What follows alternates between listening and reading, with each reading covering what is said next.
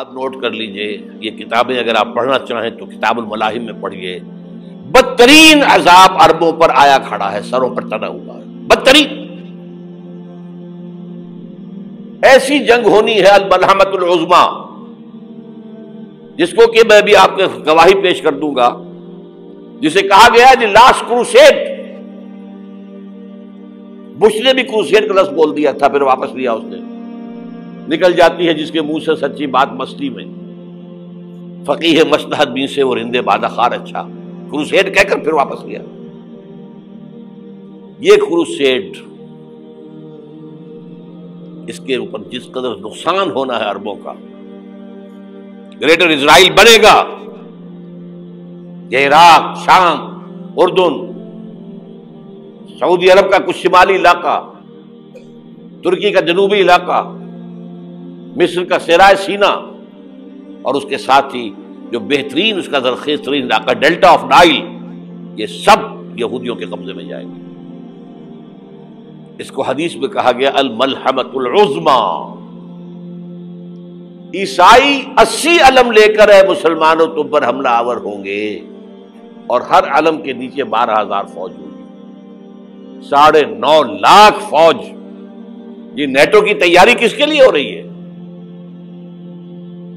جب U S S R کا خاتمہ ہوا تو پوچھا گیا تھا نیٹو چیف سے، اب کس لیے؟ تمہارا وہ دشمن تو ختم ہو گیا، اب ہمیں اسلامک فنڈامنٹلزم سے نمٹنا ہے. وہ جانتے ہیں خطرہ یہی ہے،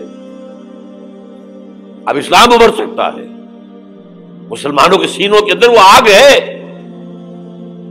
اوپر خاکستر آ گیا ہے، تمہیں اٹھانا بیٹھنا، یہ اندر تو انگارہ ہے، اوپر سے راکھ ہے، اس سے دھوکہ نہ کھا جانا ان کے دلوں کے اندر. اور بش نے کہا تھا مسلمان چاہتے ہیں کہ ہسپانیہ سے لے کر انڈونیشیا تک نظام خلافت قائم کریں. اور میں حیران ہوا تھا کہ اس کمبخت کو ہسپانیہ کا خیال کیسے آ گیا. ہمیں تو کبھی آتا ہی نہیں، اب ہم تو بھول گئے. وہ تو 500 برس پرانی بات ہے، جبکہ وہاں سے ہمیں نکال دیا گیا تھا. اگرچہ اقبال نے کہا تھا ہے ارض فلسطین پہ یہودی کا اگر حق، ہسپانیہ پر حق نہیں کیوں اہل عرب کا. ہسپانیہ میں تو 800 سال حکومت کی مسلمانوں نے، اور ابھی 500 برس سے گزرے ہیں نا. یہودی تو ارض مقدس سے 2000 سال نکالے گئے. انہیں لا کے آباد کیا گیا، عربوں کے سینے میں خنجر بھونک دیا گیا. وہ چھوٹا سا ملک جو چاہتا کرتا، کوئی پوچھنے والا نہیں. امریکہ جیسے اپنے بیٹے کی حفاظت کرے ویسے کرتا اس کی. اور حضور نے فرمایا ہے وہ جنگ جب ہوگی تو ایک باپ کے اگر 100 بیٹے ہوں گے تو 99 ختم ہو جائیں گے، ایک بچے گا. یہ حدیث ہے، حدیث ہے صحیح. اور آپ نے فرمایا ویل للعرب من شر قد اقترب. عربوں کے لیے ہلاکت ہے، عربوں کے لیے بربادی ہے اس شر سے جو قریب آ چکی ہے. اور آج جس طرح انہوں نے ان کی تہذیب کو اختیار کر لیا ہے، دبئی جا کر دیکھیے، بدترین مغربی معاشرہ جو ہے وہ دبئی کے اندر ہم نے قائم کر کے دکھا دیا. اب سعودی عرب اس راستے پر بڑھ رہا ہے. اور اس کے بعد نمبر 2 پر جو ہے ہم پاکستانی ہیں. لیکن میں اس کے وہ پہلی بات جو کہہ رہا ہوں وہ تو یقینی ہے، اس میں تو احادیث صحیحہ موجود ہے. اگرچہ اس کے بعد پانسا پلٹے گا، پھر حضرت مہدی کا ظہور ہوگا، حضرت عیسیٰ کا نزول ہوگا، اور وہ گریٹر اسرائیل گریٹر گریو یارڈ بنے گا یہودیوں کا. ایک ایک یہودی قتل ہوگا اور دفن ہوگا. یہ بات میں ہونا ہے، میں پہلی بات پر فرض کر رہا ہوں. وہ پانسا پلٹے گا جب پلٹے گا. ابھی جو سامنے ہے وہ کیا ہے؟ جس ملحمۃ العظمیٰ کہا حضور نے، جسے آرمگیڈون کہتے ہیں عیسائی. آرمگیڈون کی اگر کہیں جا کر آپ دیکھیں گے، آپ ڈکشنری میں مانی تو کیا لکھا ہے؟ A very big war which will be fought between the forces of evil and good before the end of this world. اس دنیا کے خاتمے سے پہلے خیر اور شر کی قوتوں کے درمیان بہت بڑی جنگ ہوگی. ارمجدون اسے کہتے ہیں عربی میں، اور آرمگیڈون اسے کہتے ہیں انگریزی کے اندر. اور یہ بائبل کی آخری کتاب کے اندر ہے، جو اس میں کہ مکاشفات یوحنا، ریولیشنز آف سینٹ جان،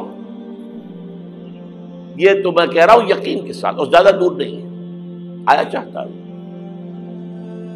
اس لیے کہ یہودیوں کا اور عیسائی جو کنزرویٹوز ہیں، نیو کنزرویٹوز، ان کا 5 نکاتی ایجنڈا ہے متفق علیہ، جس کے تحت کہ یہ جنگ صلیبی شروع کی گئی ہے، وہ سن لیجئے آپ۔ آرمیگیڈون نمبر 1، گریٹر اسرائیل قائم ہو جانا اس کے نتیجے میں نمبر 2، مسجد اقصی اور قبۃ الصخرہ کو گرانا نمبر 3، وہاں 3rd ٹیمپل، وہ مسجد جو حضرت سلیمان نے بنائی تھی 1000 قبل مسیح میں، پھر برباد کی تھی نبوکدنضر نے، دوبارہ بنائی گئی، پھر دوبارہ ختم ہوئی 70 عیسوی تک گری پڑی ہے۔ ان کا خانہ کعبہ گرا ہوا ہے 70 عیسوی سے لے کر آج تک۔ ایک دیوار ہے ویلنگ وال، جہاں جاتے ہیں، روتے ہیں، پیٹتے ہیں، ماتم کرتے ہیں، وہاں وہ بنے گا 3rd ٹیمپل۔ اور نمبر 4، اس میں لا کر رکھا جائے گا تخت حضرت داؤد کا۔ یہ تخت کہاں ہے اس وقت؟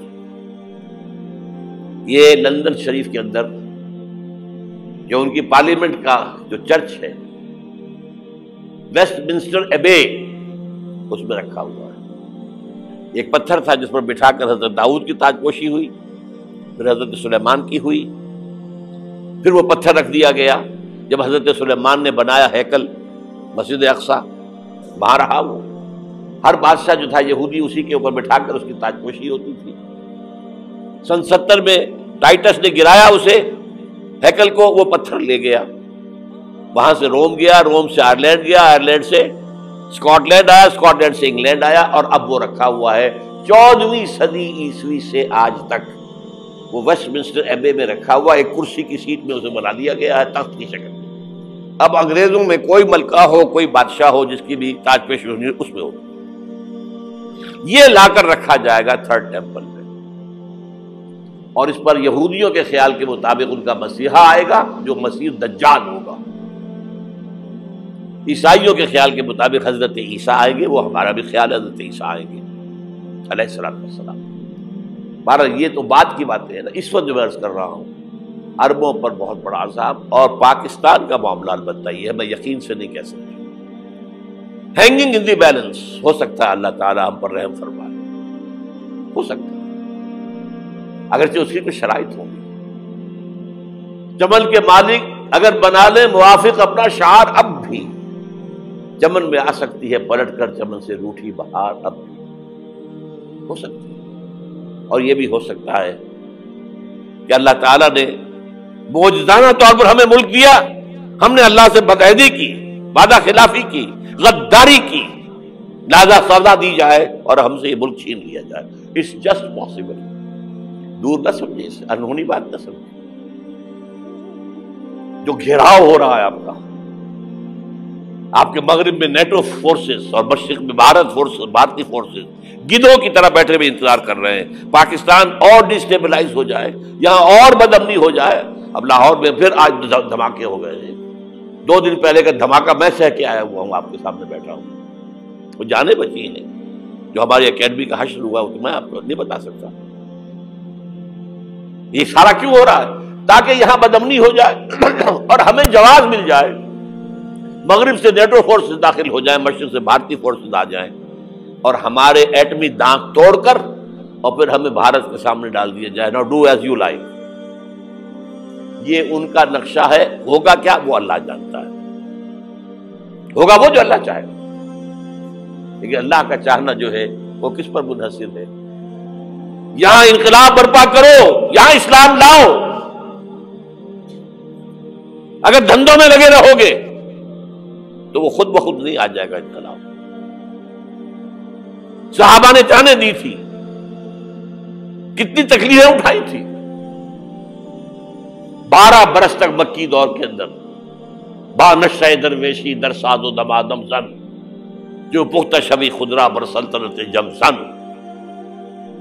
یوم طائف یاد ہے جو حضرت عائشہ فرماتی ہے کہ میں نے پوچھا تھا حضور سے کہ یوم احد سے زیادہ سختی بھی آپ پر کبھی آئی؟ یوم احد پر کیا ہوا تھا؟ تلوار کا وار پڑا تھا آپ کے چہرہ مبارک، یہ جو رخسار کی ہڈی ہے اس کے اندر وار گیا ہے، اوپر خود کی 2 کڑیاں تھیں وہ اس میں گھس گئیں، 2 دندان مبارک شہید ہوئے۔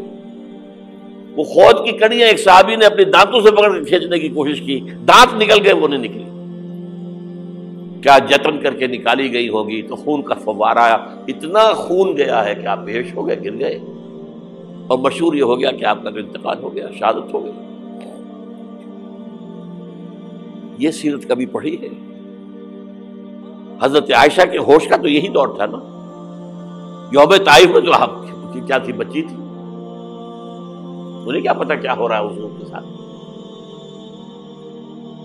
3 دن تک حضور مکے کی گلیاں اور وہاں کے اوباش لوگ پتھراؤ کر گئے تھے اس امید میں کہ شاید وہاں کا کوئی سردار ایمان لے آئے، تو یہاں تو ابو طالب بھی فوت ہو گئے، یہی دنیاوی سہارا تھا، خاندانی سہارا تھا ابو طالب کے ذریعے، اور گھر میں ایک دلجوئی کرنے والی رفیقہ حیات تھی، وہ بھی، ان کا بھی انتقال ہو گیا۔ آپ نے کہا یہ عام الحزن ہے، اب تو سب کو طے ہو گیا قریش کو کہ اب جیسے قتل کر دو ان کو، اسی لیے آپ گئے طائف، شاید وہاں کا کوئی بڑا سردار مانے، ایمان لے آئے مجھ پر، تو میں اپنا مرکز ادھر شفٹ کر دوں۔ تینوں سے ملے ہیں، تینوں نے وہ جواب دیے ہیں، نکل جاؤ یہاں سے، میں تمہارے ساتھ بات بھی کرنے کو تیار نہیں۔ اچھا تمہارے سوا کوئی نہیں ملا تھا اللہ کو نبی بنا کر بھیجنے کے لیے؟ دیکھو جاؤ، میں بات نہیں کرنا چاہتا، ہو سکتا ہے میں بے عزتی کر بیٹھوں، واقعی تم اللہ کے نبی ہو تو میں مارا جاؤں گا، جاؤ جاؤ جاؤ۔ یہ سلوک محبت کے ساتھ ہوا ہے۔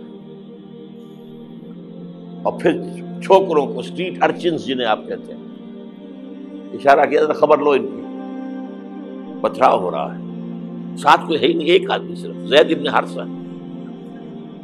اب سامنے سے پتھر آ رہے ہیں تو حضرت زید آگے آ جاتے ہیں، ڈھال بنتے ہیں، مجھے لگے پتھر حضور کو لگے، آپ پیچھے سے آ رہے ہیں، چاروں طرف سے تو ڈھال نہیں بن سکتا ایک شخص، جسم لہو لہان،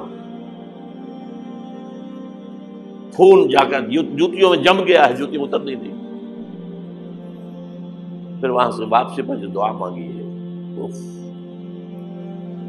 اللہم الیک اشکو ضعف قوتی وقلت حیلتی وہوانی علی الناس، اے اللہ تیری جناب میں فریاد لے کر آیا ہوں اپنی قوت کی کمی کا، اپنے وسائل کی کمی کا، اور جو ذلت و خواری ہو رہی ہے لوگوں کے سامنے، الا ملتقننی، مجھے کس کے حوالے کر دیا ہے، الا بعیدی یتجہمنی، یہ میرے اوپر ہجوم کر کے آ جائے، حملہ کرے، اور عدو من لگتا امرے، یہ دشمن کے حوالے میرا معاملہ کیا، جو چاہے کر دے وہ۔ لیکن پھر عبدیت غالب آتی ہے، ان لم یکن علی غضبک فلا ابالی، اللہ اگر تو ناراض نہیں ہے تو مجھے کوئی پرواہ نہیں، سر تقسیم خم ہے جو مزاج یار میں آئے، مجھے اندیشہ یہ ہے کہ تو ناراض تو نہیں ہوئی۔ یہ تکلیفیں جھیلی ہے، سینکڑوں صحابہ نے جانوں کا نذرانہ پیش کیا ہے، احزاب کی جنگ میں فاقوں پر فاقے ہو رہے تھے، اور ان فاقوں کی حالت میں خندق کھودنے کا حکم ملا ہے، لوگوں کی کمریں دوہری ہو رہی ہیں، پتھر باندھے ہیں اپنے پیٹوں سے، اپنے چادروں کے ساتھ کس کر، کمر دوہری نہ ہو جائے۔ اور جب صحابہ کدالیں چلا رہے ہیں تو کیا کہہ رہے ہیں، نحن الذین بایعوا محمدا علی الجہاد ما بقینا ابدا، اللہم لا عیش الا عیش الاخرہ۔ صحابہ کہتے تھے ہم وہ لوگ ہیں جنہوں نے محمد سے بیعت کی ہے کہ جہاد کرتے رہیں گے جب تک جان میں جان نکل جائے تو بات، اور جان ہے، چاہے ابھی بھوک سے کمر دوڑی ہوئی جا رہی، جان تو ہے۔ اور ایک دفعہ کہتے تھے اللہم لا عیش الا عیش الاخرہ، اللہ عیش، زندگی تو آخرت کی زندگی ہے۔ اور حضور فرماتے تھے، حضور کے بیٹھے ہوئے نہیں تھے گاؤں تکیہ لگا کر، پتھر اٹھا اٹھا کر خندق میں سے لے جا کر باہر پھینک رہے تھے۔ جب صحابہ کہتے ہیں اللہم لا عیش الا عیش الآخرہ، حضور فرما رہے ہیں فاغفر الانصار والمہاجرہ، اے اللہ ان انصار اور مہاجرین کی مغفرت فرما دو۔ پھر حضور کی خدمت میں کچھ لوگ آئے، حضور اب یہ فاقہ ناقابل برداشت ہو گیا، دیکھیے ہم نے یہ پتھر باندھے ہوئے اپنے پیٹ کے ساتھ۔ حضور نے کرتا اٹھا کر دکھایا، وہاں 2 پتھر باندھے ہوئے۔ یہ ہے سیرت النبی۔ آپ کس چیز کو سیرت النبی سمجھتے ہیں؟ بہرحال اس موضوع پر میری ایک کتاب ہے منہج انقلاب نبوی، کہ انقلاب کیسے آیا تھا۔ اگر دل میں ذرا بھی آرزو پیدا ہو گئی ہو کہ اللہ قبول کر لے مجھے بھی، مجھے قبول کر لے اس کام کے لیے، تو وہ کتاب آپ کے لیے مست ہوگی، اس کا پڑھنا۔